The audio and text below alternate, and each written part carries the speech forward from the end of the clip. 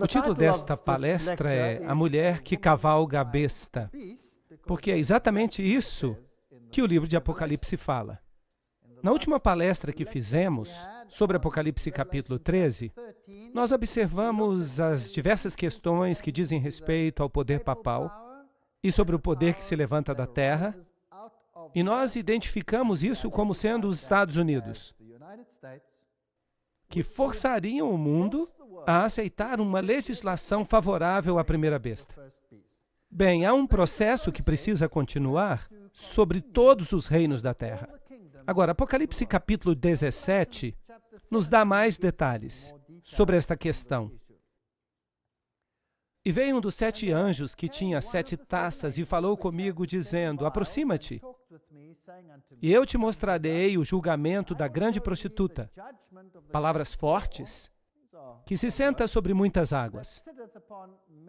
Aí está uma mulher, ela é uma prostituta, em outras palavras, ela é infiel a Deus. Uma mulher, no sentido bíblico, é uma igreja. E há inúmeros textos no Velho e no Novo Testamento que comprovam isso. Cristo é também o noivo, ele está voltando para buscar a sua esposa, a igreja. Então, há aqui esse aspecto da mulher. Então, esta grande mulher apóstata, ela se senta sobre muitas águas. E nós sabemos que as águas representam multidões, nações, povos, de acordo com a definição em Apocalipse. E com esta mulher, os reis da terra cometeram fornicação. Isso significa que eles tiveram relações com elas. Relações contrárias àquelas que Deus pretendia. E os habitantes da terra se embebedaram com o vinho da sua fornicação.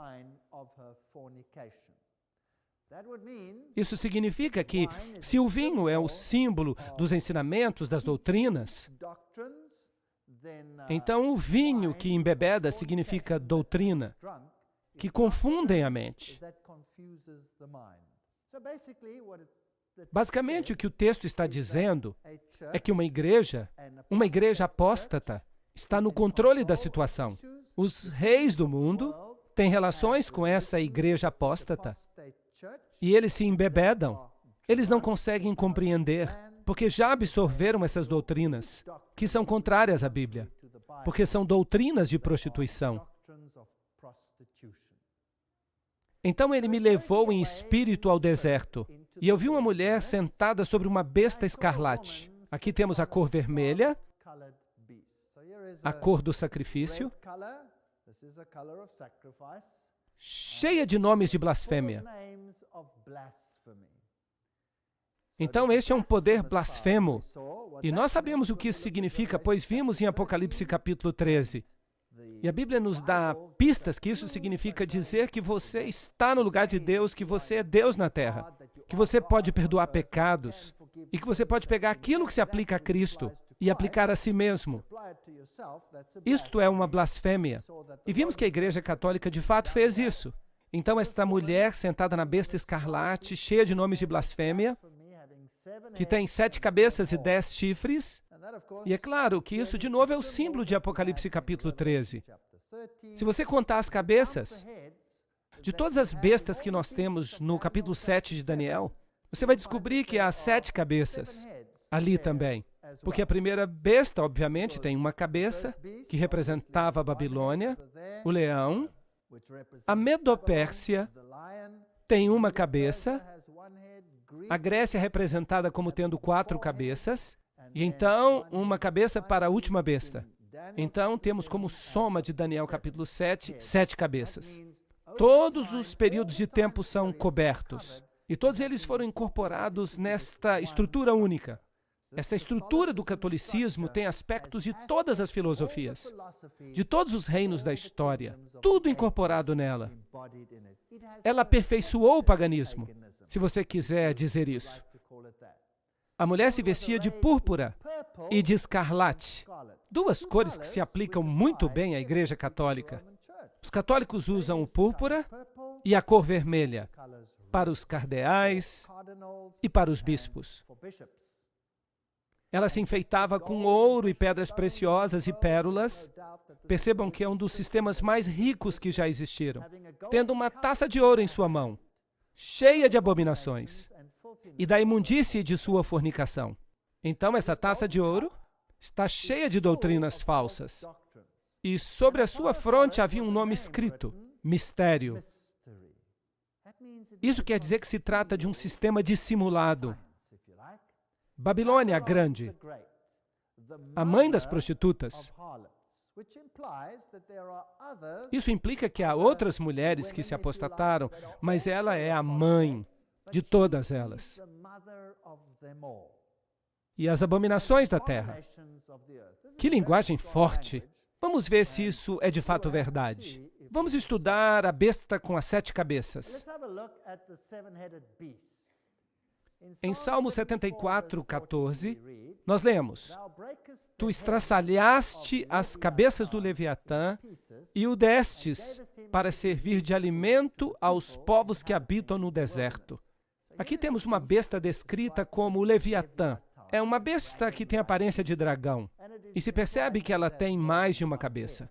Na mitologia, o Leviatã tem 7 cabeças. Isaías 27, versículo 1. Naquele dia, o Senhor, com sua terrível e grande e forte espada, punirá o Leviatã, aquela serpente traiçoeira, e ele matará o dragão que está no mar. Não é interessante? Não é interessante matar o dragão que está no mar?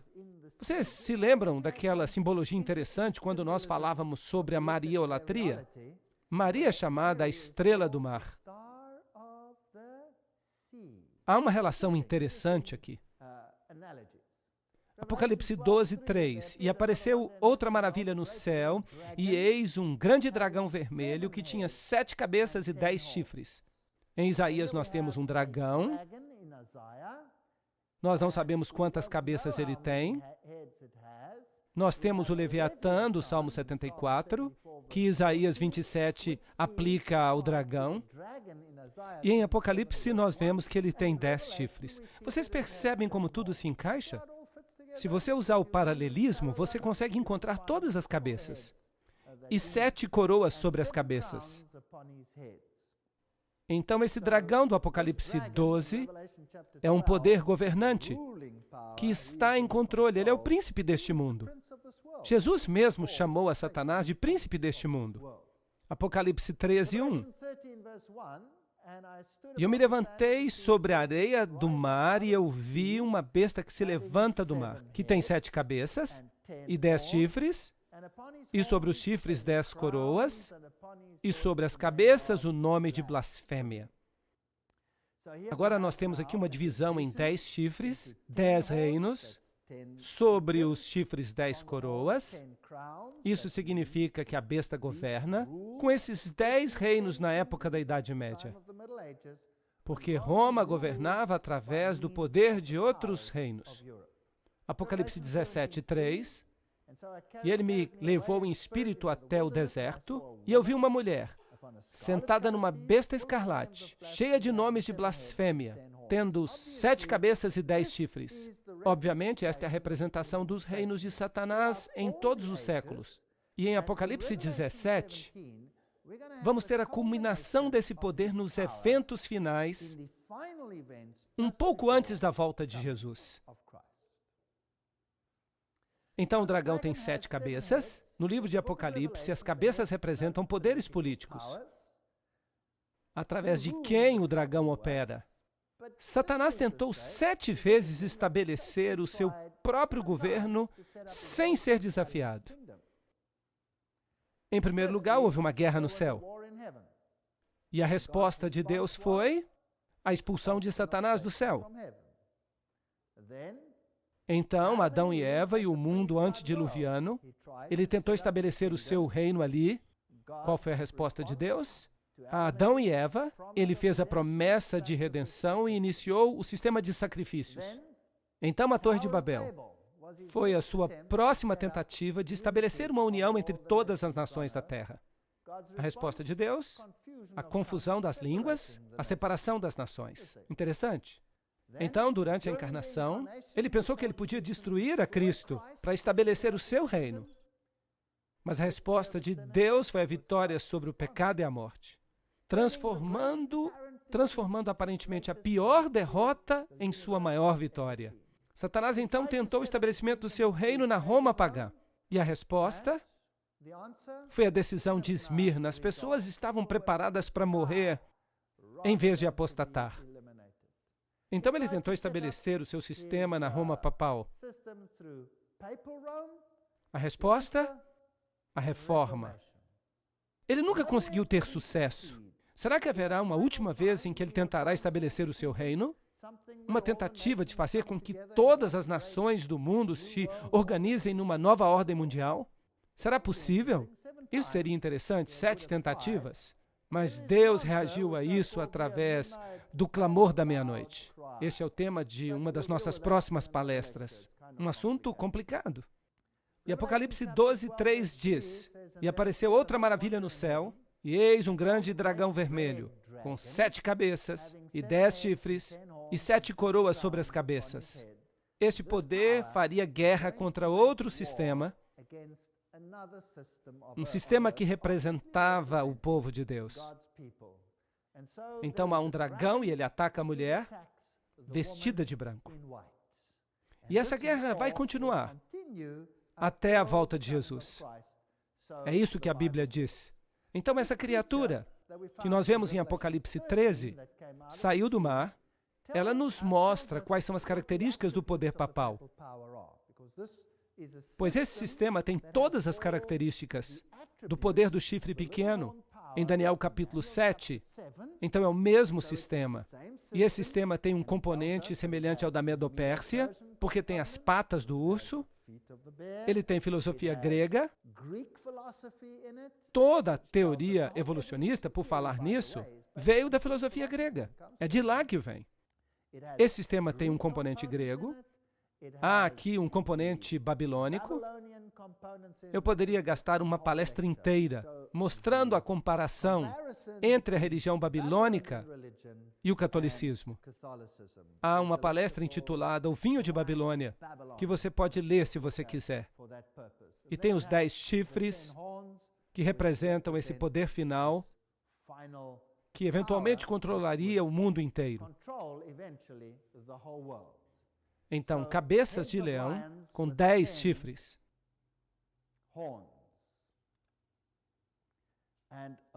E a mulher, é claro, é a própria igreja, o poder eclesiástico que controla todo o poder político, vestida de púrpura e de escarlate e segurando esta taça em sua mão. E vi uma mulher sentada sobre uma besta escarlate, cheia de nomes de blasfêmia. Apocalipse 17:3.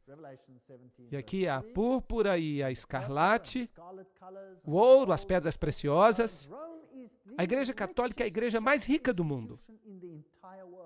Os tesouros que se encontram no Museu do Vaticano ofuscam nossos olhos. São inacreditáveis. E nessa taça de ouro há todas essas abominações dos seus ensinamentos falsos. Nós já vimos que ela é chamada de mistério. Um mistério, uma coisa misteriosa, é algo que opera por trás dos bastidores. Algo secreto. E misteriosamente, ela é a mãe de todas as outras prostitutas. Será que ela controla todas as outras igrejas? As igrejas apóstatas em relação a Deus? Será possível? Nós ainda não estudamos isso em detalhes, mas eu vou chegar lá, numa próxima palestra. Apocalipse 17:5, a velha religião babilônica e a velha adoração ao touro, todas essas religiões antigas. Nós encontramos todos esses aspectos na Igreja Católica. 2 Timóteo 4:4 diz: E se afastarão da verdade e cuidarão em atentar para as lendas. Então a igreja eventualmente sucumbiria e, em vez de acreditar na salvação, no Cordeiro de Deus que foi sacrificado pelos pecados do mundo, passaram a entreter todo tipo de ideias que satisfaziam o seu ego. Salmo 116, 13 diz: tomarei a taça da salvação e invocarei o nome do Senhor. Qual é a nossa escolha, então? Vamos usar os sistemas do mundo e ficar numa boa? Ou vamos invocar o nome do Senhor e vamos ser ostracizados? Essa é a escolha que temos que fazer. A Torre de Babel, uma mulher a qual a Bíblia chama de Babilônia, e todos esses aspectos se encaixam. 2 Tessalonicenses fala desse mistério, no capítulo 2, 7 a 10. Pois o mistério da iniquidade já opera. Então esse poder sorrateiro já estava em operação na época em que Paulo escreveu isso. Esse poder já estava operando então. Agora, já fizemos algumas palestras aqui, na qual nós olhamos os pais da igreja primitiva, com as suas ideias corrompidas pelo gnosticismo. E nós encontramos essas ideias em todos os escritos maçônicos, acerca do bispo de Alexandria, Constantinopla, e em todas essas ideias pagãs. Então já operava nos dias de Paulo. O gnosticismo estava surgindo. E nós vimos uma fonte que nos dizia que Simão Mago foi o pai do gnosticismo dentro da própria igreja cristã. Então esse mistério estava em operação nos dias do apóstolo. Somente há um que agora o detém, até que seja afastado. E então será revelado o iníquo, a quem o Senhor consumirá com o espírito de sua boca. O que isso significa? E o destruirá com o brilho da sua vinda.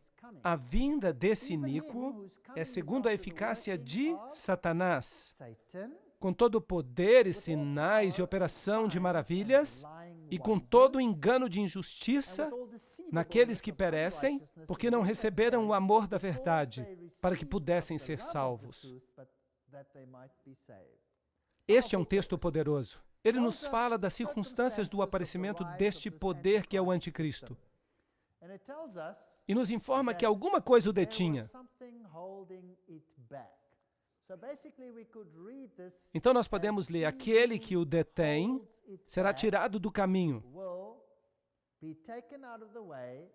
e então o iníquo será revelado. Então alguma coisa o detém, este sistema que já estava em operação nos dias de Paulo. Então algo seria tirado para que esse poder pudesse surgir e realizaria operação de maravilhas, milagres, engano, injustiça, enganando o mundo inteiro, tirando o amor da verdade das pessoas. Vamos olhar esta referência tremenda nos escritos de Paulo, com respeito ao homem do pecado. Ora, irmãos, quanto à vinda de nosso Senhor Jesus Cristo e à nossa reunião com Ele, rogamo-vos que não vos demovais facilmente do vosso modo de pensar, nem vos perturbeis, quer por espírito, quer por palavra, quer por epístola, como se procedesse de nós, como se o dia de Cristo já tivesse chegado. Jesus ainda não tinha voltado. O verso diz que Jesus ainda não está aqui. Diferentemente do que alguns dizem, Ele ainda não veio. Ainda não veio.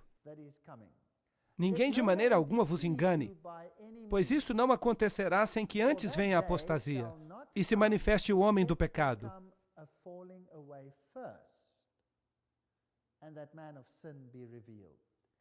Então a volta de Jesus não acontecerá antes da apostasia e o homem do pecado seja revelado, o filho da perdição. Expressão interessante, o filho da perdição. Aparece apenas 2 vezes na Bíblia. Sabiam disso? Usado apenas 2 vezes. Apenas 2 pessoas foram chamadas de filho da perdição.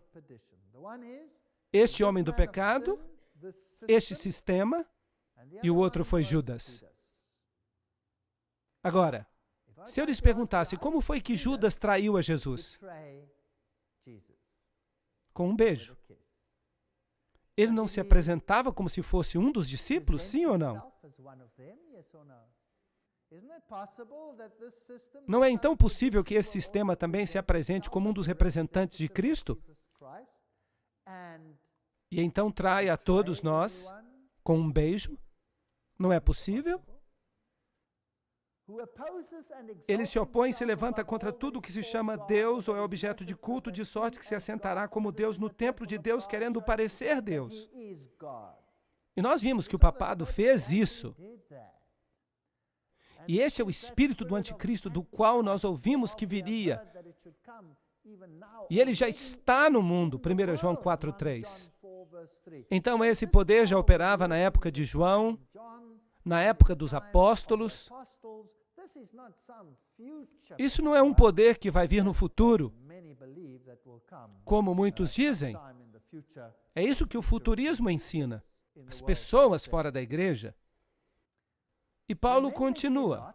Não vos lembrais de que estas coisas vos dizia quando ainda estava convosco? E agora vós sabeis o que o detém para que o seu próprio tempo seja manifestado. Paulo está dizendo aqui, eu lhes disse que alguma coisa estaria detendo o anticristo, impedindo que ele se desenvolvesse. E vocês sabem o que é. Pois já o mistério da injustiça opera. Somente há um que agora o detém até que seja afastado.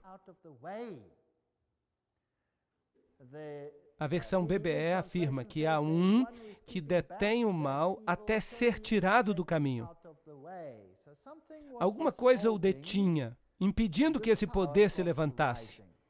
E quando este algo é tirado do caminho, então virá o anticristo. Então será revelado o iníquo, a quem o Senhor desfará pelo sopro da sua boca e aniquilará pelo esplendor da sua vinda. Então Deus há de combater esse sistema com a palavra de Deus e o destruirá finalmente, por ocasião da sua vinda. É uma promessa. A vinda desse iníquo é segundo a eficácia de Satanás. E então temos esta passagem de novo, de como ele opera. Então, quando virá este anticristo? Paulo lhes disse que algo o detinha. Nós ainda não temos os fatos acerca do que era. O livro de H. Grattan Guinness, Romanismo e a Reforma, nos diz. Aqui temos um ponto no qual Paulo afirma a existência do conhecimento na igreja cristã.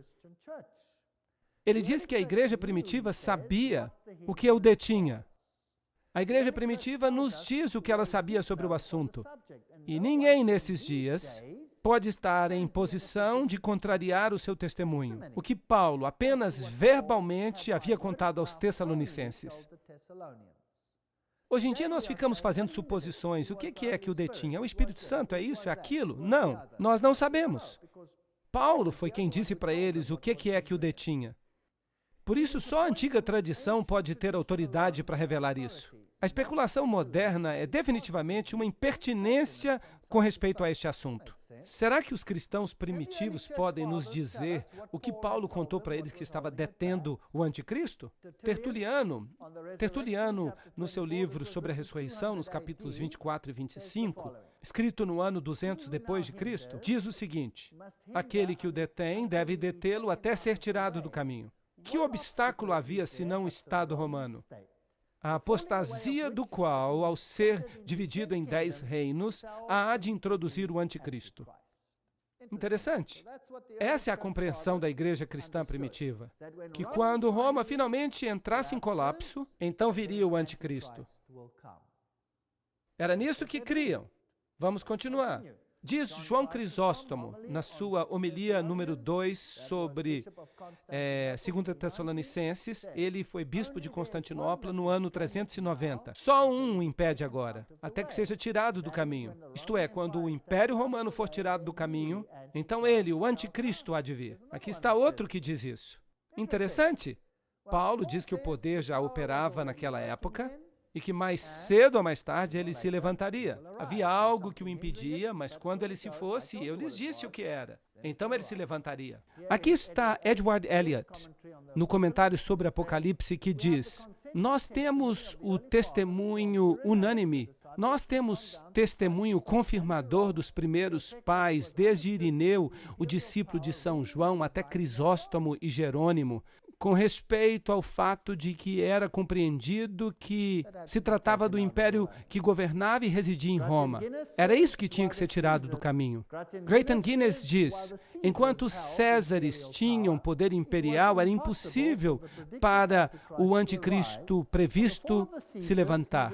Mas na queda dos Césares, ele se levantaria. Isso faz sentido, as profecias bíblicas fazem sentido.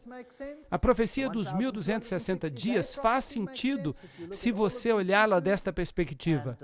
E enquanto os Césares mantinham o poder imperial, era impossível para o anticristo predito se levantar.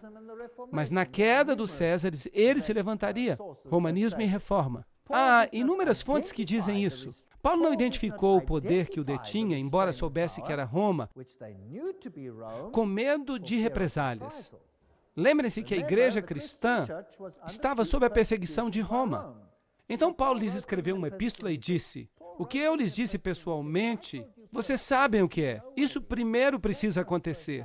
Então não saiam por aí ensinando todo tipo de doutrina. Nós estamos esperando a queda, a apostasia, o homem do pecado. O obstáculo precisa ser removido. O homem do pecado se levantará e então governará esta terra. E somente então, eventualmente, Cristo virá.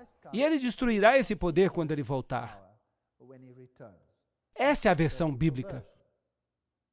1 Timóteo 3,16 diz, e sem grande controvérsia é o mistério da piedade. Deus se manifestou na carne. Notaram isso? Deus se manifestou na carne. Não vamos mudar isso.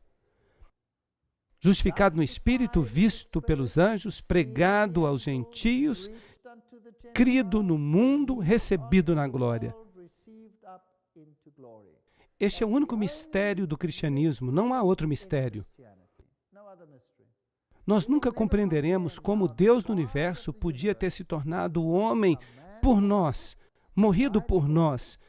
E então Ele nos salva e nos torna filhos e filhas do Altíssimo. É um mistério. Nós nunca compreenderemos isso. Tudo mais foi revelado em sua plenitude.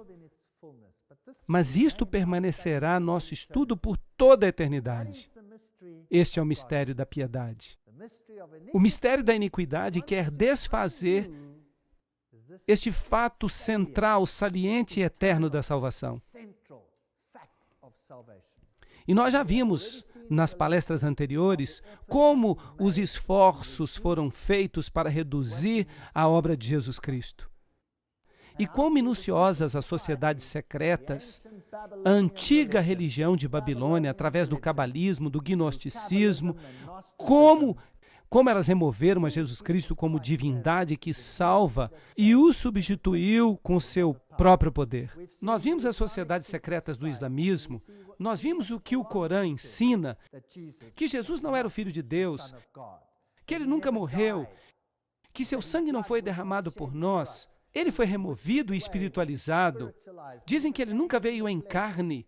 Tudo isso, nós vimos que isto é a própria doutrina central do catolicismo hoje e a teologia da Vulgata. Os templários, o Rosa Cruz, os jesuítas, a maçonaria, todos eles têm essa doutrina central. Duas doutrinas no mundo. Não 100, não 200, não 300.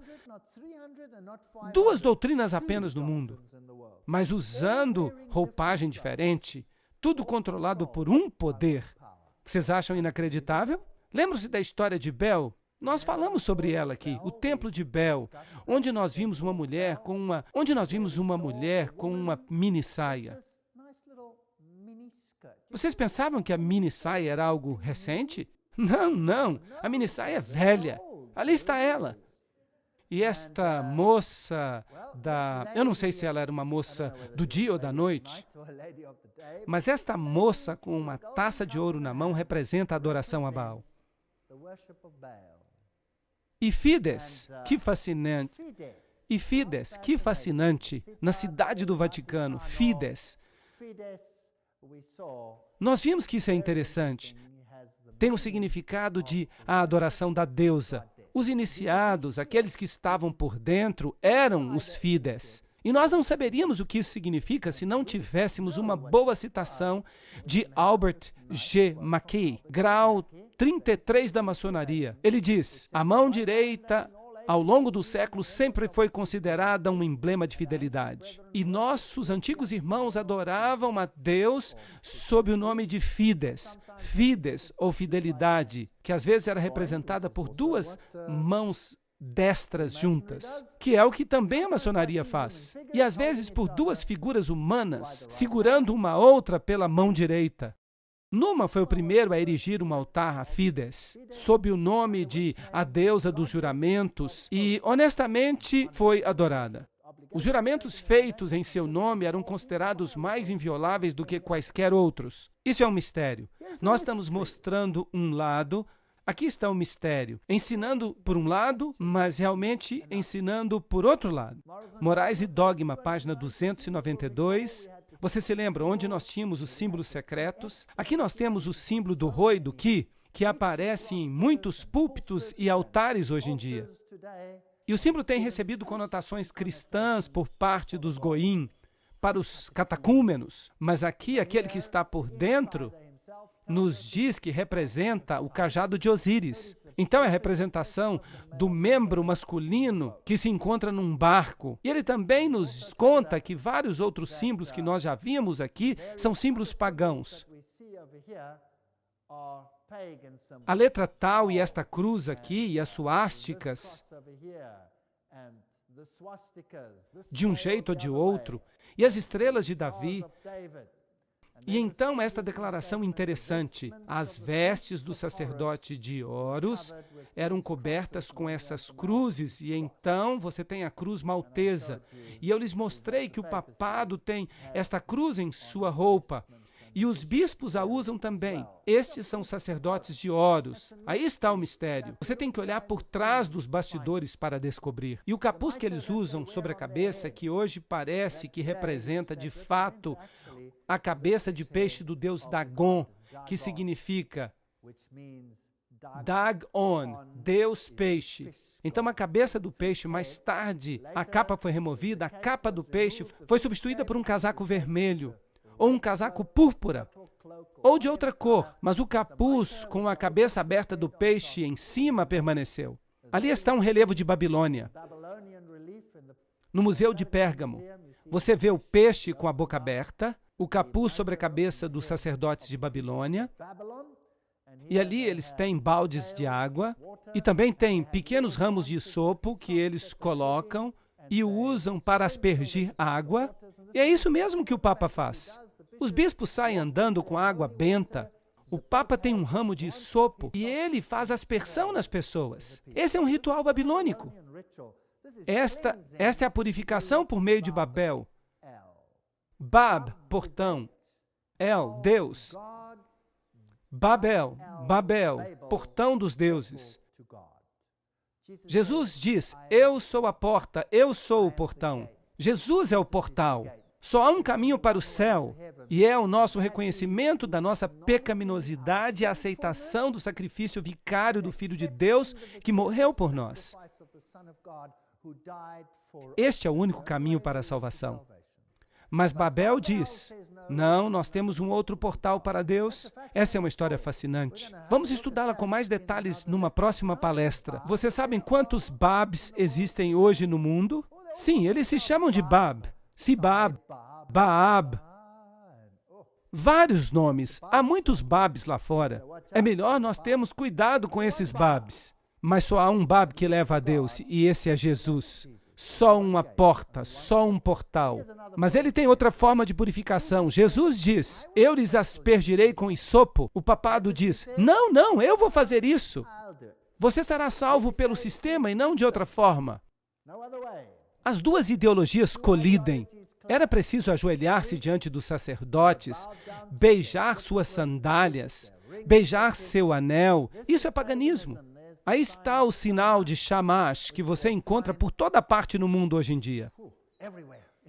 É inacreditável onde você encontra os sinais de Shamash. Os gnósticos fundados por Simão Mago, que de acordo com Eliphas Levis se tornou feiticeiro de Nero, Em História da Magia, página 189. Essas são fontes muito importantes. Leves.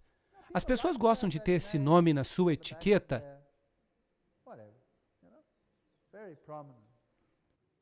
E se você vai para Roma, este é um símbolo que você vai encontrar lá. Este é o lado de fora de um antigo templo pagão, onde todas as religiões eram honradas. E no fundo você tem este quadrado que é maçônico. Então você tem um elefante em cima. E você tem este símbolo no topo, com uma cruz no topo, e todos dizem, isso é muito bonito. A menos é claro que o quadrado seja o símbolo, ou o cubo, das antigas deidades. E que o Aleph é o alfa. O Aleph, a primeira letra, o elefante, que é o boi do Oriente. Assim, no hinduísmo, eles ainda têm o Aleph como símbolo do Deus Sol. A primeira letra em hebraico representa o boi, e sobre ele, o pedaço que falta de Osíris. E em cima de tudo isso, tal. Então você tem toda a catástrofe da adoração pagã neste símbolo aqui no catolicismo.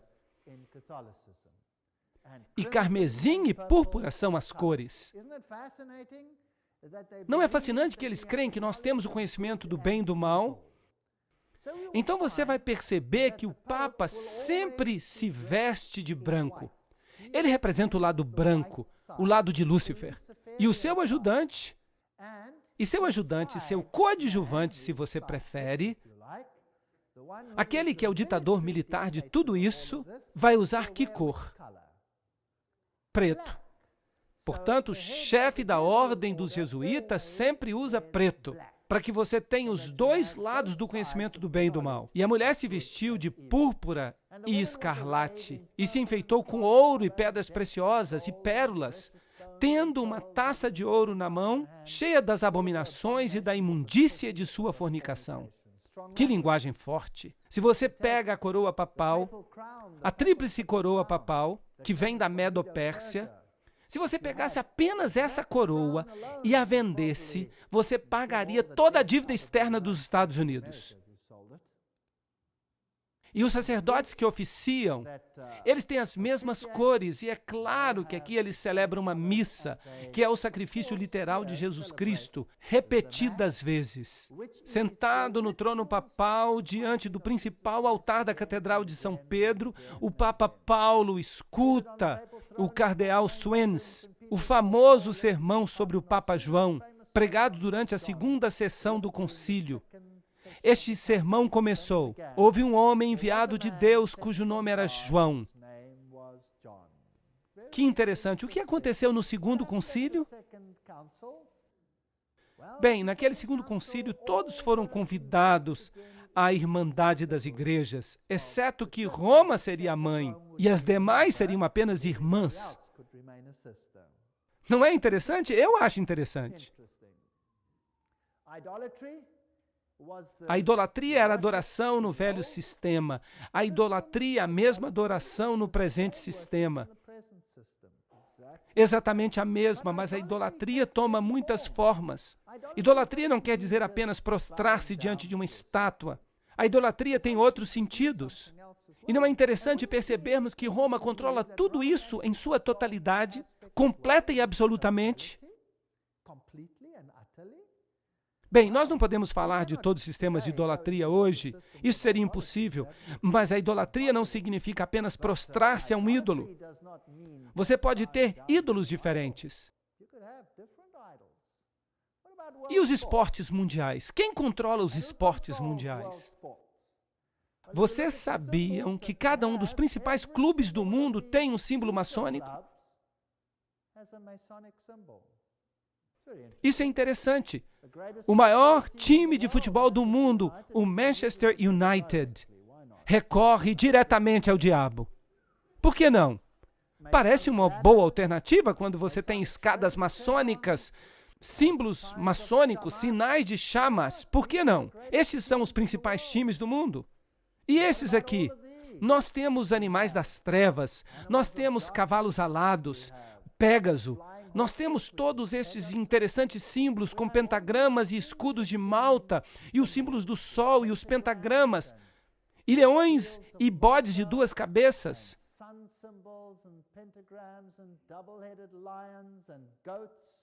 Todos são símbolos. E a flor de lis. Você diz o nome e você encontra. O M da maçonaria, as âncoras maçônicas. Você tem tudo. Dedos maçônicos, caveiras e ossos. E Titã é de fato o nome grego de Satanás. Então nós temos todos esses aspectos interessantes. O G, todo mundo que é maçom sabe que ele representa a loja maçônica.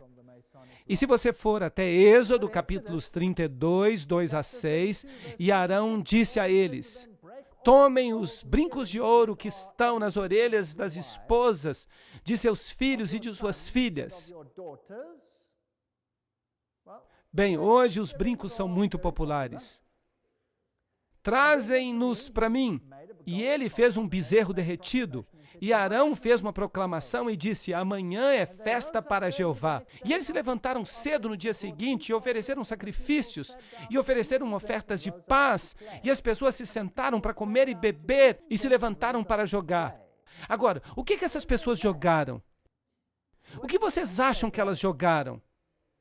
Bem, parte do sistema de adoração do sol era praticar esportes. Mas que tipo de esportes eles praticavam? Isso é interessante. Bem, vamos até a Unesco. Eles devem saber, porque o manifesto da Unesco, como vocês sabem, foi escrito por um membro da Caveira e Ossos. E ele está por dentro, ele é um iniciado. E ele escreve, por exemplo, o polo era conhecido pelos persas e foi restaurado ao seu significado original de jogo do sol por Akbar. Marcar um gol com a bola do sol era equivalente ao triunfo da luz sobre as trevas, do bem sobre o mal. Mas lembrem-se que a maçonaria chama a luz de trevas e as trevas de luz, e chama Jesus e Jeová de mal. E chama Jesus e Jeová do mal. Então, o triunfo da luz sobre as trevas representava no paganismo o triunfo de Lúcifer sobre Jesus Cristo.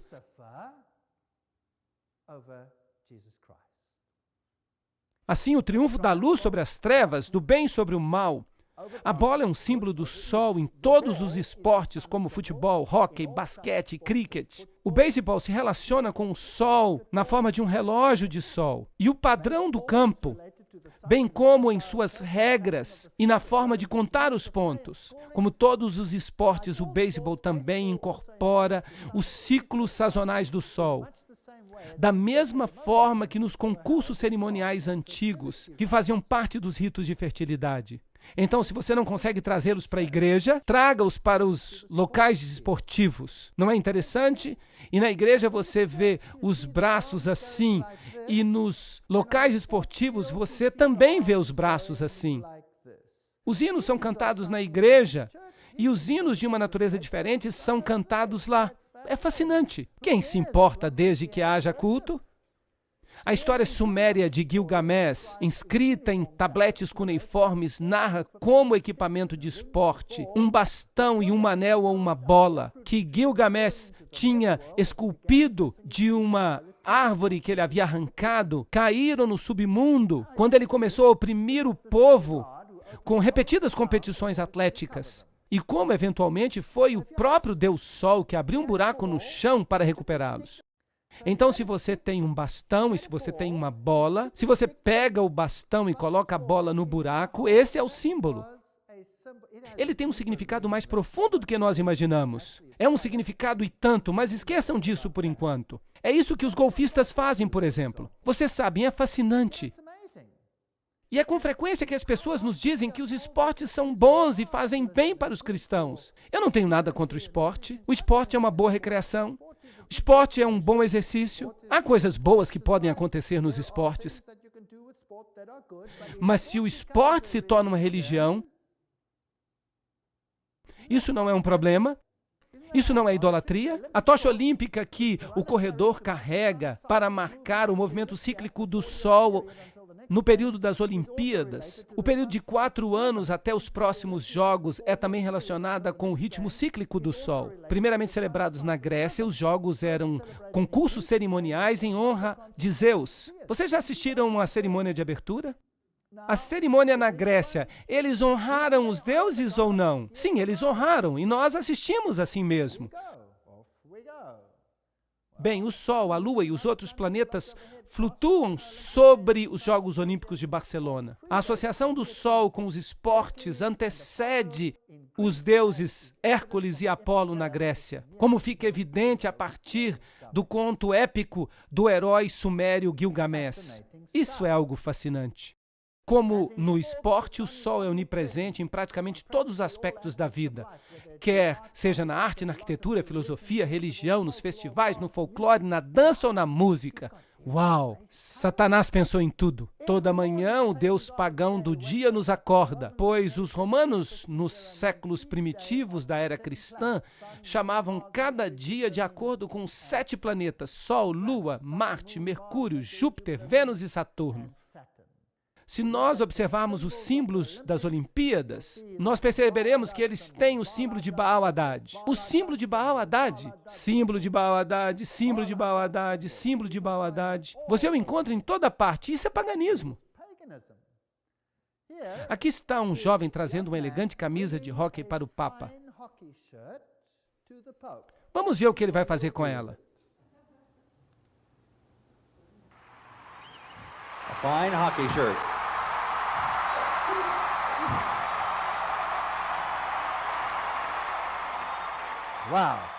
Uau! Agora é uma camisa abençoada. Assim, a maçonaria controla todas essas questões para Roma hoje. O mundo esportivo, o mundo religioso, isso tudo é fascinante. Eu fico imaginando quanta idolatria está oculta no mistério e quanto a Bíblia quer revelar para nós dessa história maravilhosa de Apocalipse 17. Vamos esperar até a próxima palestra para descobrir.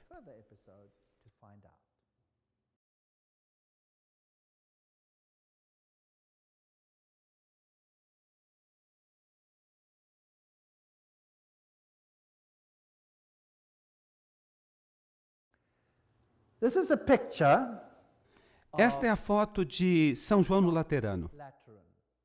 Agora, São João no Laterano é a principal igreja de Roma. Não é São Pedro. São Pedro é onde o Papa está ativo e faz a maioria das suas coisas. Mas aqui é onde o Papa é coroado. É aqui onde ele fala ex cátedra. Mas percebam que o nome é São João. Lembram-se que ele disse sobre o segredo de São João dos Templários e como eles eram os joanitas ou joãozinitas, se você prefere. O vinho da sua fornicação, a mãe das igrejas, Mater Ecclesiae. Apocalipse 17:5 diz que ela é a mãe das prostitutas. Apocalipse 18:7 diz: eu me sento como rainha, eu não sou uma viúva e eu não lamentarei. E Isaías 47:8 diz: eu sou, está falando de Deus, e não há outro além de mim, e eu nunca serei uma viúva ou sofrerei a perda dos filhos.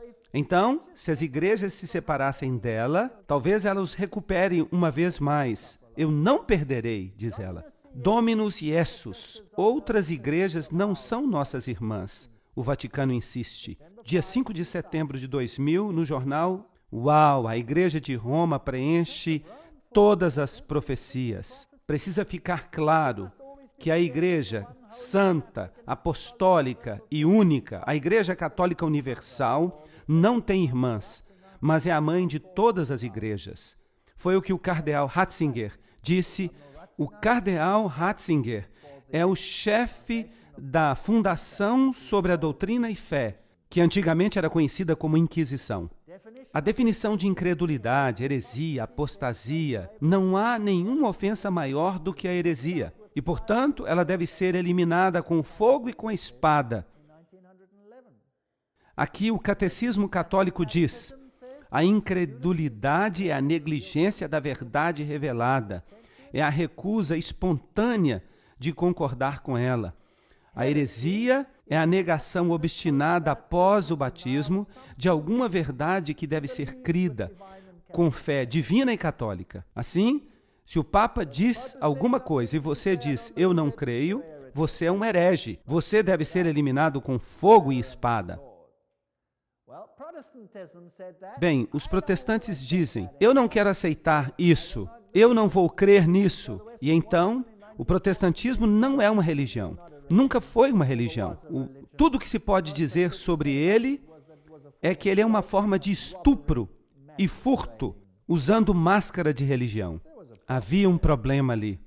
O Concílio de Trento, convocado pelo Papa Paulo III, entre 1543 e 1563, se reuniu em 3 sessões. Os protestantes estavam presentes durante a segunda sessão. Eu vou falar mais sobre isso em uma outra palestra.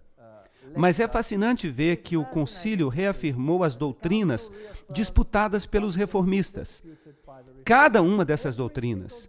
E houve uma razão específica por que eles fizeram isso. Porque a reforma perdeu no Concílio de Trento. É uma história fascinante, mas é longa demais para contar agora. As doutrinas reafirmadas foram transubstanciação. Isto é, que o corpo de Cristo literalmente é formado durante a missa. As doutrinas reafirmadas foram, primeiro, a transubstanciação, isto é, que o corpo de Cristo era literalmente formado durante a missa. Em segundo lugar, justificação pela fé e obras. Terceiro, a missa medieval. Quarto, os 7 sacramentos. Quinto, o celibato. Sexto, a doutrina do purgatório. E vocês vão perceber que essa doutrina aparece nas versões modernas da Bíblia. 7, as indulgências foram reafirmadas. E o poder papal foi aumentado. Agora, todo o poder residia em um homem. Então, depois do Concílio de Trento, verdadeiramente todo o poder residiu em um homem. E verdadeiramente o Papa representa o homem do pecado, a transgressão da lei. Mas, e se você mudar a lei? Você não apenas a transgride, mas você tem a audácia de mudá-la. Então aqui, nós temos um sistema completo, como a Bíblia diz que seria. Transubstanciação. A maravilhosa dignidade dos sacerdotes em suas mãos, como no ventre da bendita Virgem Maria, o Filho de Deus se torna encarnado. Vejam o poder do sacerdote. A língua do sacerdote é capaz de criar Deus de um pedaço de pão. E isso é maior do que criar o mundo. Vejam que eles se sentem muito bem com isso. Se qualquer pessoa desejar que no sacramento da Sagrada Eucaristia estejam contidas verdadeiramente, realmente, substancialmente, o corpo e o sangue, juntos com a alma e a divindade de nosso Senhor Jesus Cristo, e, consequentemente, todo o Cristo, mas diz que ele está ali somente como um sinal, uma figura, uma metáfora, que ele seja anátema. Aí está o problema. Eu não vou concordar com isso, porque Jesus Cristo foi sacrificado, porque por um sacrifício ele aperfeiçoou para sempre a todos aqueles que são santos. Hebreus 10, 14. Então eu tenho um problema com esta declaração, de que quando nós celebramos a missa no sentido católico romano, isso não significa lembrar o Senhor até que ele volte, mas é o vinho da sua fornicação, certo ou errado? E aqui está o que ele faz. Ele prega Jesus Cristo na cruz para sempre. Jesus fica lá por todo sempre. Ele é crucificado várias vezes. Ele é crucificado várias vezes. É por isso que o seu símbolo também é o crucifixo. Porque é lá que eles querem que Jesus fique, na cruz. Mas o meu Jesus não está mais na cruz.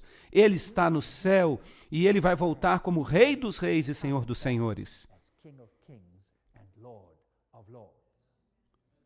Lembram-se da questão do perdão dos pecados? Em Lucas 5:21, blasfêmia. Se você diz que um homem pode perdoar pecados, perdão dos pecados, o Filho do Homem tem autoridade sobre a terra para perdoar pecados. Ele disse ao paralítico, eu te digo, levanta-te, toma a tua cama e vai para a tua casa. Jesus provou que ele tinha essa autoridade. Mas o sacerdote tem o poder das chaves, ou o poder de libertar os pecadores do inferno, ou de torná-los dignos do paraíso e de transformá-los de escravos de Satanás em filhos de Deus. E o próprio Deus é obrigado a aceitar a decisão dos seus sacerdotes de perdoar ou não perdoar. Essas são doutrinas de vinho da fornicação. Maria como a mediatriz, e agora Jesus desaparece. Em 1854, o Papa Pio IX declarou que Maria era imaculada. Em 1951, ele, o Papa Pio XII, definiu e declarou a doutrina da assunção corpórea de Maria. O pecador que se aventura a vir diretamente a Cristo pode vir com temor e apreensão da sua ira, mas que ele empregue a mediação da Virgem com o seu filho, e ela tem somente que mostrar ao filho os seios que o amamentaram, e a sua ira imediatamente desaparece. Que doutrina estúpida! É realmente revoltante. E eu poderia lhes mostrar os slides da Caverna do Leite. Quantos aqui já ouviram falar da Caverna do Leite em Belém? Onde o leite de Maria é esguichado contra as paredes e é um lugar sagrado autenticado pelo Papa. Isso não passa de um ritual de fertilidade pagão. Imaginem um filho hoje, se a sua mãe está zangada com ele, ou se ele está zangado com a mãe, e ela lhe mostra os seios. Ele pensaria: mãe, você ficou doida? Isso é o paganismo, isso é um culto de fertilidade. Essas são declarações dos santos católicos. Ele cai e se perde e não recorre a Maria. Maria é chamada o portão. Vejam, Jesus diz: eu sou a porta. Não há outro caminho. É isso que diz Jesus. O portão do céu, porque ninguém pode entrar no reino bendito sem passar por ela. O caminho da salvação não é aberto a ninguém a não ser através de Maria. A salvação de todos depende de seus favores benditos. Aquele que é protegido por Maria será salvo. Aquele que não é se perderá. A nossa salvação depende de ti. Deus não há de nos salvar sem a intercessão de Maria. Bem, digam-me, isso não é o vinho da sua fornicação? O Papa disse: Maria deve ser uma deusa. Então, o dogma da Assunção. E nós já falamos sobre isso. Eu só estou mostrando para vocês agora no Apocalipse para ver como tudo se encaixa. A tradição, a infalibilidade das Escrituras, a tradição, a infalibilidade das Escrituras. Bonaventura Rimwand, que é o porta-voz do Papa, disse que o Papa é infalível. A Bíblia, nós já falamos sobre isso, o índice dos livros proibidos, o Textus Receptus é proibido, mas a versão jesuíta não é. Bem, nós já falamos sobre essas questões. Nós tivemos uma palestra inteira sobre isso. Não é tudo isso o vinho da sua fornicação? Isso não faz de Jesus menor do que de fato ele é? A Septuaginta foi feita na Biblioteca de Alexandria. Aqui está esse teólogo, Paul Nitter. Quem que ele é? Paul Nitter serviu como missionário da Palavra Divina antes de assumir a posição na Universidade Xavier, em Cincinnati, onde ele é atualmente o professor de teologia. Ele estudou na Pontifícia Universidade Gregoriana. Esta é a maior universidade jesuíta de Roma. E ele estudou com Karl Rahner. Karl Rahner era o jesuíta que foi posto em cargo de fazer todas as igrejas se sujeitarem mais uma vez a Roma. Bem, nós vamos falar sobre isso numa outra palestra. E ele escreveu um livro, por nenhum outro nome. E no livro, ele mostra que você pode se salvar do jeito que você quiser, da maneira que você quiser. Não importa o que você crê para ser salvo. Vejam, isso não é o vinho da sua fornicação? A religião mundial, os sinais maçônicos, o Dalai Lama, as cruzes tortas. Vocês sabiam que esta aqui é a mesma cruz que os satanistas usam? Vejam como Jesus está magro nela. Vejam um sinal de V, o triângulo maçônico em cima da cruz torta. Isso é a adoração de Lúcifer. E eles usam IHS, eles dizem que significa Jesus Hominum Salvator, Jesus Salvador dos homens. Mas alguns dizem que significa a seu serviço. Não, significa Isis, Horus, Seb, a trindade egípcia. Se você olha no pátio externo, trata-se de um círculo dentro de um círculo, uma roda dentro de uma roda. E os 8 aros representam o sistema solar, ou as divindades solares, com Osíris parcialmente do lado direito no meio. Isso é fascinante. Aqui está Mitra matando o touro, a vitória sobre o mal. Lembram-se que isso é esotericamente definido como Jesus. Aqui está a estrutura do culto, membros através de uma série de 7 graus, cada um deles tendo um símbolo especial e um planeta tutelar, do mais baixo até o mais alto. Aqui está Córax, o corvo, representante de Mercúrio, ninfos, notem isto, interessante, ninfos, uma palavra criada que significa noivo, está representando Vênus. Isso quer dizer que quando você é iniciado no sacerdote, você se torna um noivo. Mas e o celibato de Roma? Sim, mas como noivo, você não tem que ser celibatário. Mas não vamos entrar muito em detalhes. Miles, o representante do soldado de Marte, Leão, o leão, representante de Júpiter, Perses, a representação persa da Lua, Luna, Heliodromo, o mensageiro do Sol, representante de Sol, e finalmente Pater, que significa pai, representante de Saturno. Era possível que um iniciado no mitraísmo fosse membro de mais de um culto, mas as mulheres não podiam se tornar membros. Isto é catolicismo. O catolicismo romano é o mitraísmo. Este é o aspecto persa do culto. Aqui está o braço oculto, estes são os bispos que perambulam, eles controlam o ocultismo no mundo, os segredos mais profundos do oculto, todas as coisas para todos os homens. Ali o Papa recebe o tilak, ele recebe o bindi, a marca vermelha na fronte, que é o sinal de Siva, e Siva é Lúcifer. E aqui ele beija o Corão, todas as coisas para todos os homens. A Bíblia diz em Apocalipse 17, 2, com quem os reis da terra cometerão fornicação. E aqui estão todos eles, da queda, na frente do Papa. Nós olhamos para os reis da terra que criaram pânico neste planeta. E eles têm negócios com o papado. Vejamos, Gorbachev com o papado. Aqui há ditadores com o papado. Tudo faz parte do mesmo pacote. Por que eles sempre usam preto quando eles visitam o Papa? Porque eles têm que refletir os 2 lados da história maçônica, o conhecimento do bem e do mal. A rainha dos Bilderbergers, o príncipe Philip, nós temos muita coisa interessante a dizer sobre ele. O príncipe Charles usando preto e o Papa usando branco. E aqui nós temos os equivalentes no mundo islâmico. Gravata preta pelo menos. Estão vestindo também meias pretas. Aqui está Margaret Thatcher, ali está Carter, os japoneses, a família Bush e a família Blair. Será que os reis deste mundo trabalham com este sistema, sim ou não?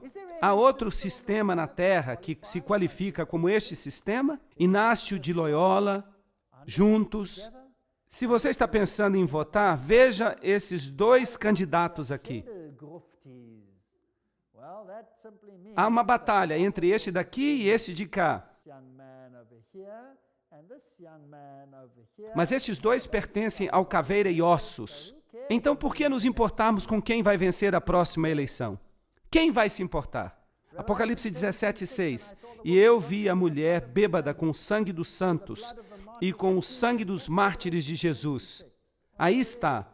A noite de Bartolomeu, os valdenses, a guerra dos 30 anos, a guerra dos 100 anos, o derramamento de sangue, Stalin. Eles fizeram tudo o que eles quiseram com o povo de Deus. Inacreditável. Eles os matavam de um lado para o outro. A Inquisição, São Tomás de Aquino disse, os hereges condenados deveriam ser mortos, como quaisquer outros criminosos. A Igreja Católica respeita a consciência e a liberdade. Não obstante, quando confrontada pela heresia, ela faz uso da força, a punição corporal, a tortura. Ela acendeu na Itália as fogueiras da Inquisição. Este é o único sistema que se qualifica. Nós já falamos do juramento jesuíta. Eu não vou ler aquele juramento de novo. As terríveis torturas dos hereges, aqueles que querem acreditar e praticar o que eles creem e que tomam a decisão por si mesmos, decidindo por si mesmos em quem acreditar. O Apocalipse 17 nos dá mais informação. Apocalipse 17, 7. E o anjo me disse: por que tu te maravilhas? Eu te contarei o mistério da mulher e da besta que a carrega, que tem 7 cabeças e 10 chifres. Então vamos discutir isso um pouco mais. A besta que tu viste era e não é, e subirá. O Cordeiro de Deus era uma vez, e então ele não era mais, e então ele voltará de novo. Não é verdade? É a contrafação de Cristo. Esse sistema se coloca no lugar de Jesus Cristo. Então, esse poder político, esta besta que tu viste, que era e não é, e subirá do abismo sem fim, e irá para a perdição, e aqueles que moram sobre a terra se maravilharão, cujos nomes não foram escritos no livro da vida, desde a fundação do mundo, quando eles contemplam a besta, que é e não é, e contudo é. Essa é uma declaração interessante. Há muita especulação sobre ela. Vamos tentar compreender alguma coisa sobre ela. Eu não quero ser dogmático, mas vamos tentar compreender. O contexto de não é. Em 1798, a besta recebeu uma ferida mortal. Não está certo? De modo que a besta era, uma vez, ela governava a Idade Média, e então, de repente, ela não é mais. Ela morreu. Ela parecia ter recebido uma ferida mortal e então ela voltará mais uma vez, não é verdade? Agora vamos dar uma olhada no contexto de não é. Em 1798, ela recebeu uma ferida mortal. Mas o que ela fez em segredo, clandestinamente, enquanto ela estava supostamente morta? Bem, em 1854, o dogma da Imaculada Conceição. Em 1870, o da infalibilidade. Em 1929, o Papa se coroou soberano do mundo. Em 1951, a Assunção de Maria. Atualmente, Maria é advogada, mediatriz e corredentora. Ela totalmente substitui a Jesus Cristo. Que sistema se desenvolveu naquela época? Apocalipse 17, 9 diz: e aqui está a inteligência daqueles que têm sabedoria. As 7 cabeças são 7 montanhas. Do grego, horos, montanha, sobre as quais a mulher se senta. Agora, além do fato de que Roma é construída sobre 7 colinas, e esse é um ponto interessante, há ainda outras questões aqui. O número 7 é também parte daqueles reinos, lembram-se? E há 7 reis, de modo que agora nós temos um rei e um reino que se aproximam. 5 são caídos, e um é, e o outro ainda não é. Mas quando ele vier, ele deve continuar por um curto período. E a besta que era e não é, deve ser o 8º, e pertence ao 7, e vai para a perdição. Aí está um quebra-cabeça para aqueles que gostam de enigmas. Vamos dar uma olhada nas cabeças ou montanhas. Na Bíblia, elas simbolizam impérios, e não reis individuais. E eu devolverei à Babilônia e aos habitantes da Caldeia todo o mal que eles fizeram em Sião. À tua vista, diz o Senhor, eis que eu sou contra ti, ó montanha destruidora, diz o Senhor, que destróis toda a terra.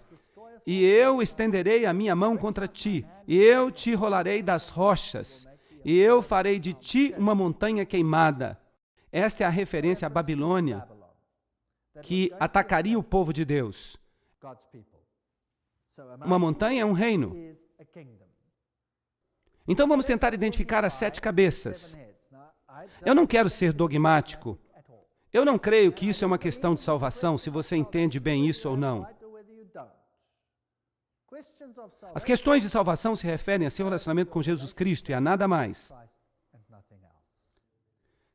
Então, quer você saiba exatamente quem são elas, isso não importa de fato. Mas Deus nos dá essa informação. Vamos observar, é interessante. Interpretação 1. Se nós observarmos a partir da perspectiva de João, as 7 cabeças representam o principal poder perseguidor do povo de Deus através dos séculos. Esta é uma interpretação. 5 caíram. Eles dizem Egito, Assíria, Babilônia, Medo-Pérsia e Grécia. 5 são caídas. Uma ainda é. Bem, olhando da perspectiva de João, isso seria Roma. E o outro ainda não veio. Este é o papado. Esta é uma interpretação que é bastante popular. E muitas pessoas aderem a ela, e eu não tenho problema se alguém quer aderir a ela, porque nós terminamos com este poder final, que obviamente é aquele que causa todos os problemas. O único problema que eu tenho com esta interpretação é que poderes você deixa fora aqui. Porque o Egito, a Síria, a Babilônia, a Medopérsia, a Grécia, são aqueles que são mencionados. E você está começando com a época de João. Então, esta é uma dedução que você faz para desvendar esta profecia. Mas quais são aqueles que ficam de fora? Por exemplo, se você vai para Ezequiel 16, 26 e você olha todos os inimigos de Deus, você tem os egípcios, você tem os filisteus, você tem os assírios, os caldeus. Então, na interpretação, os filisteus, por exemplo, são deixados de fora. E se eu não quisesse deixá-los de fora? Então, os meus números estariam errados, certo? Então, pessoalmente, eu não tenho problemas com a estrutura principal. Mas os detalhes não me satisfazem. A identificação das 7 cabeças, na interpretação 2, usando Daniel agora como pano de fundo, que parece ser lógico, porque o livro de Apocalipse usa o simbolismo no livro de Daniel para transferi-lo para esta situação que é descrita em Apocalipse. Então, usando Daniel como pano de fundo, nós começamos com Babilônia e nós contamos do tempo dos eventos representados em Apocalipse 17. Então, de novo, você tem que tomar uma decisão. Onde você começa com os eventos lá no Apocalipse 17? 5 são caídos: Babilônia, Medopérsia, Grécia, Roma e o papado. Um é o papado ferido.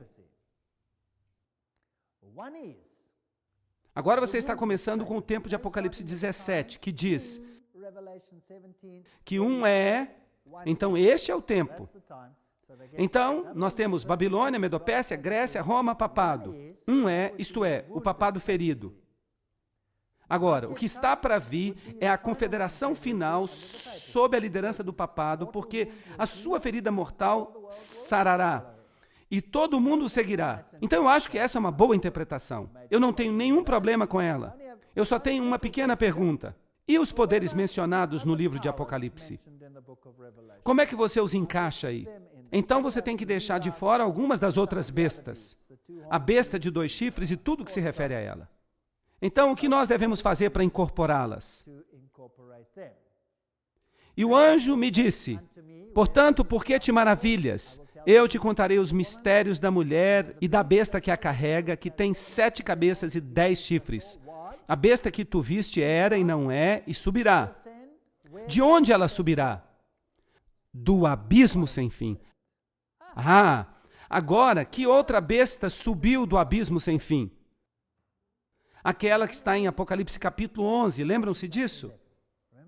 Aquela que começa fazendo guerra contra a palavra de Deus, toda a filosofia da Revolução Francesa, tudo aquilo, vai à perdição, e aqueles que habitam sobre a terra se maravilharão, cujos nomes não estão escritos no livro da vida, desde a fundação do mundo. Quando eles contemplam que a besta que era, e não é, e ainda é, 7 reis, 5 são caídos. E então você tem esta pequena informação aqui. E o outro ainda não veio. E então ele vem. E deve continuar por um período curto de tempo. E a besta que era e não é, ela é a 8ª e é dos 7 e irá para a perdição. Ah, um pouco mais de detalhes. Então a 8ª vai para a perdição. Mas, de fato, a 8ª é parte da 7ª. Vamos tentar encaixar tudo isso junto. Interpretação número 3, usando Daniel como pano de fundo. Vamos começar com Babilônia e vamos contar desde o tempo dos eventos representados em Apocalipse 17. Então, é muito parecida com a anterior. Assim, 5 são caídos: Babilônia, Medopérsia, Grécia, Roma e o papado.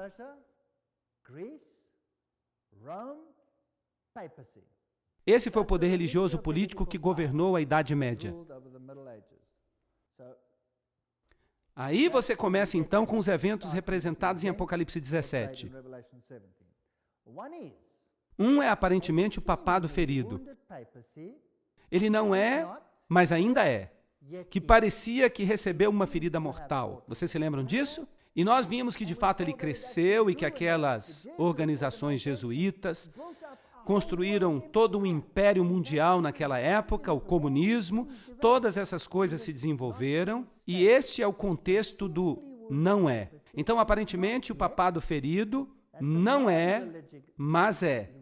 Os poderes políticos religiosos, administrados pelas sociedades secretas do Papa, que se levantaram do abismo sem fim em Apocalipse 11. Foi isso que aconteceu durante a fase do ainda não. Ainda não veio a imagem da besta.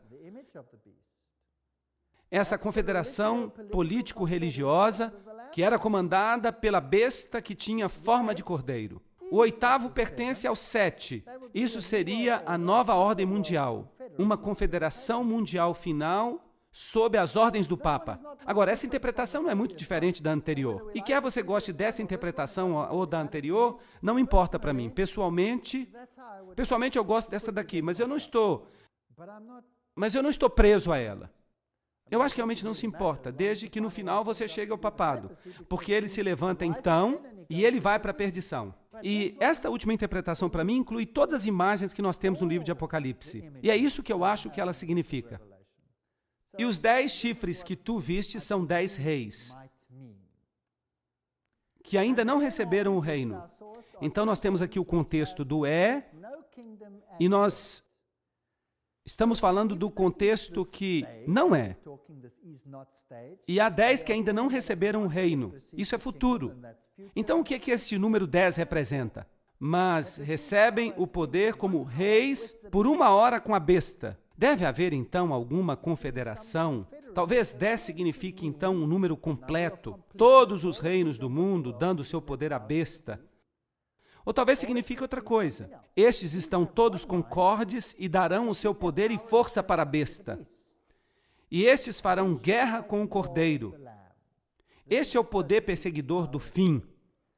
E o Cordeiro os vencerá, pois ele é o Senhor dos senhores, o Rei dos reis, e aqueles que estão com eles se chamam escolhidos e fiéis. Aqui nós temos a batalha final que ocorrerá. No dia 17 de setembro de 1973, o Clube de Roma publicou um relatório especial altamente confidencial chamado de Modelo Regionalizado e Adaptativo do Sistema Mundial Global. Coisa fascinante, que foi enviado então às elites para ser implementado. Este documento revela que o clube dividiu o mundo em 10 regiões políticas e econômicas, que são chamadas de reinos. Uma designação que dá até calafrios, bate muito bem com o livro de Apocalipse, capítulos 13, 1 a 2. Em 1974, os autores do relatório publicaram suas descobertas em um livro, A Humanidade no Vértice da Mudança. Contudo, neste livro, que foi escrito para o grande público, eles deixaram de colocar a palavra reino. E isso vem de uma fonte muito boa. O livro Rota para a Ocupação Global, páginas 193 e 195, de 1992. Então, o mundo está sendo dividido em 10 regiões. Vocês sabiam que ainda há certas monarquias, certas famílias reais no mundo? Esse é um assunto interessante do qual nós vamos falar nas próximas palestras. E ele me disse, as águas que tu viste, onde se senta a prostituta, são povos e multidões e nações e línguas. E os 10 chifres que tu viste sobre a besta, este odiarão a prostituta e a deixarão desolada e nua, e comerão a sua carne e a queimarão com fogo. Então, primeiramente, nós temos os reinos do mundo dando seu poder para a besta, para esse sistema religioso. E então, esse sistema religioso sai e faz guerra contra o povo de Deus. O que acontece a seguir? Alguém tem uma ideia? Deus coloca uma sebe ao redor do seu povo. Ele os protege. Ele os segura na palma da mão, como ele fez no Egito. Mas eles legislam contra eles. Eles não podem comprar, não podem vender, não podem fazer nada. Mas O teu pão e a tua água serão certos. 1000 hão de cair ao teu lado, 10.000 à tua direita, mas tu não serás atingido.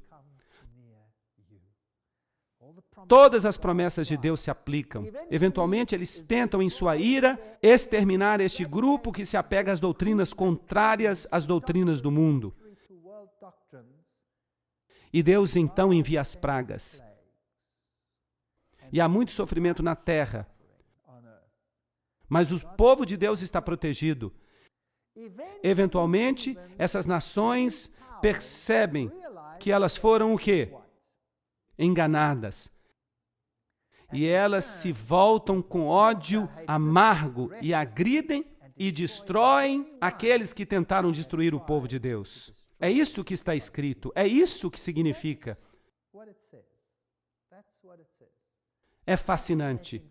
Agora notem, é muito interessante. Eles a queimam com fogo. Qual era a punição no Velho Testamento para uma prostituta que era pega em adultério? Ela era apedrejada até a morte. Mas esta aqui é queimada com fogo. Esta era a punição para a filha de um sacerdote que era pega em prostituição. Sim, ela era queimada. Isso não é interessante?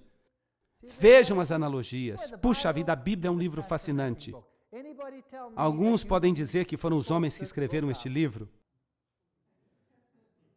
E eu lhes digo que se isso é verdade, eu vou comer o meu computador. Pois Deus colocou em seu coração a vontade permissiva de Deus, porque esses reis estão perdidos para cumprir a sua vontade, para concordar e para dar o seu reino à besta, até que a palavra de Deus seja cumprida.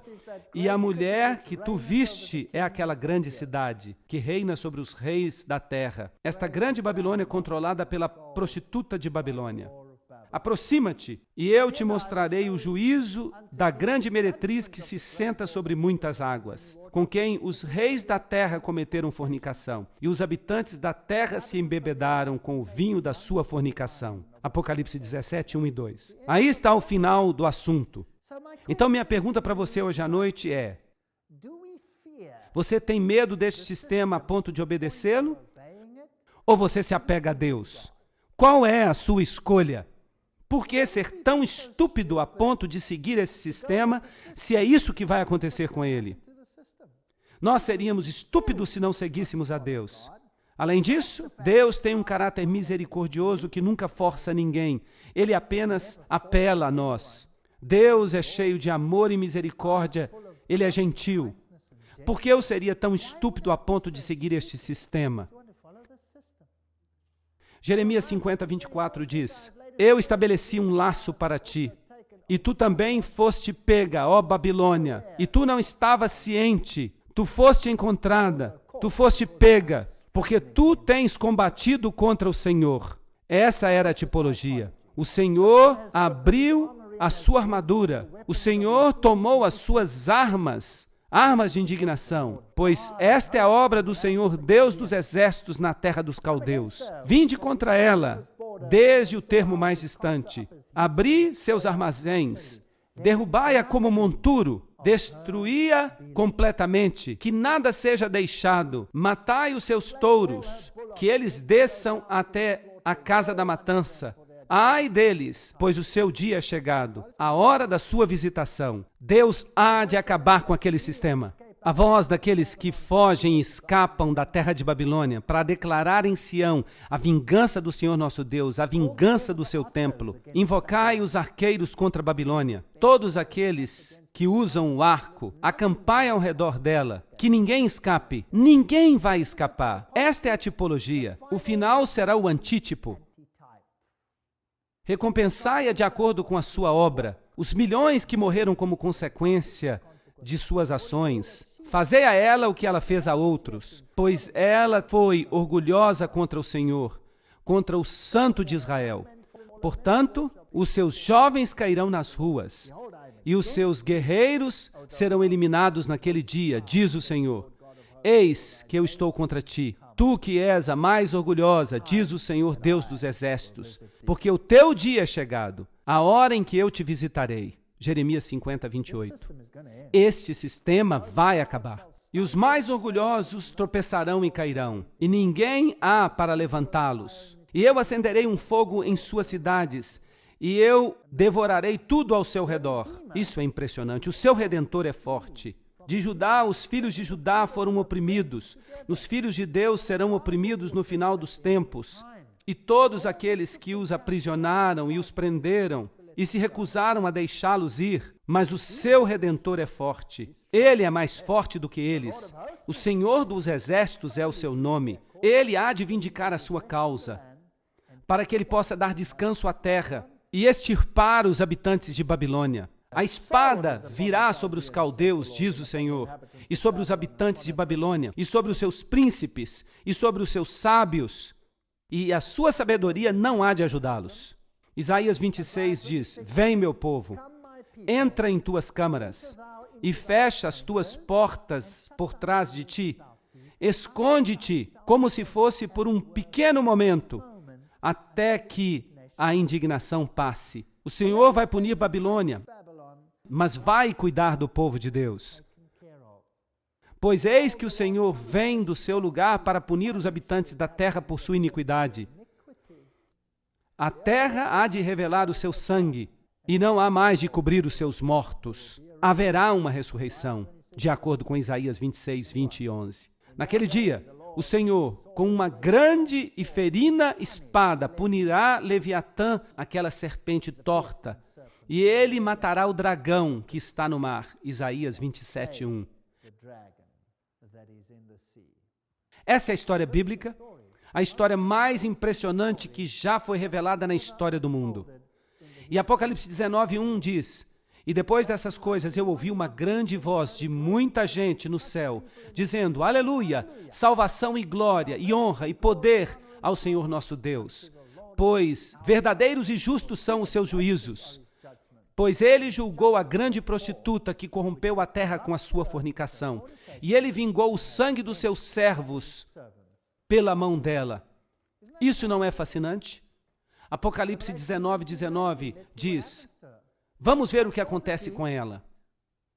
Eu vi a besta e os reis da terra e seus inimigos juntos para travar guerra contra ele, que se senta sobre o cavalo, e contra o seu exército. E a besta, o catolicismo, ela foi tomada, e com ela o falso profeta. Triste. Quem é esse? Bem, vamos ter que esperar outro episódio, que realizava milagres diante dela. Bem, eu posso lhe dizer quem era esse. Quem é que realizava milagres diante dela? Era o mundo protestante, era os Estados Unidos. O fogo desceu e os milagres foram realizados, e o sistema religioso, a imagem da besta, reforçou as doutrinas papais. Nós já falamos sobre isso, e nós vamos continuar a falar. E ele enganou aqueles que receberam a marca da besta, e aqueles que adoravam a sua imagem. E ambos são lançados vivos no lago de fogo e enxofre. Mas há uma coisa que está faltando aqui, é o dragão. Deus lida com ele mais tarde. E o remanescente foi morto com a espada daquele que se sentava sobre o cavalo, a espada que saía da sua boca, e todas as aves se fartaram com a sua carne. Não se metam com Deus, ou vocês vão acabar aqui. Apocalipse 19, 6 diz: E eu ouvi como se fosse a voz de uma grande multidão, como voz de muitas águas, e como voz de grandes trovões, dizendo: Aleluia, pois o Senhor Deus onipotente reina. É aí que termina tudo. E nós nada temos a temer, nada. Na próxima palestra, nós vamos olhar a nova ordem mundial e vamos estudar alguns acontecimentos que estão ocorrendo no mundo hoje. É coisa assustadora, mas ainda assim, quando vocês virem estas coisas acontecendo, ergam os seus olhos, pois vocês sabem que a redenção se aproxima.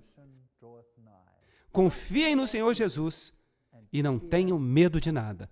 Obrigado.